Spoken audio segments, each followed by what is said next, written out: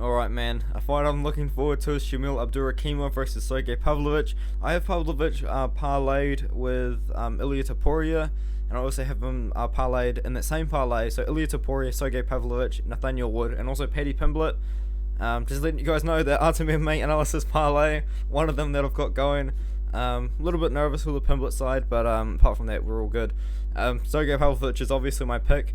He's coming back after a very long layoff though, 2.5 years, so it's going to be very interesting to see what happens.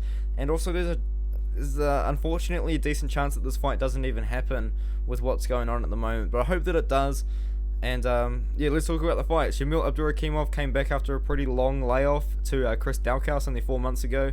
Chris Daukaus knocked him out on the feet about like 3 times before the fight was finished. Wasn't really the greatest look in the world for Shamil. Sergei Pavlovich, on the other hand, taking a 2.5 year layoff himself.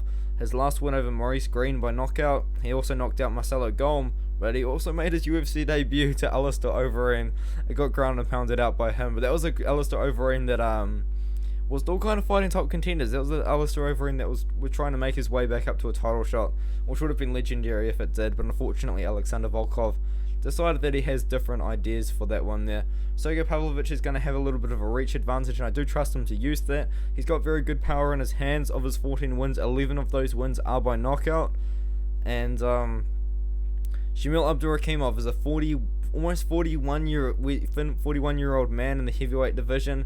He is ranked. He's definitely ranked higher than Pavlovich is. Coming off 2 knockout losses in a row. I mean, they're very highly spaced between each other. But his knockout loss to Chris Daukaus only 4 months ago doesn't really fill me with a lot of confidence, to be honest. I'm going to be going Sergei Pavlovich by knockout. So does pretty much all of Tapology. I think this is a pretty safe play as Sergei Pavlovich in general. But Sergei Pavlovich by knockout. How do we know he's going to look when he comes back? That's also another question that we could ask. He's taking a long layoff, but I'm just going to trust him, and I'm going to be trusting that he's been putting in the work. He's a young guy. He's not even 30 years old yet, which is very young for the heavyweight division.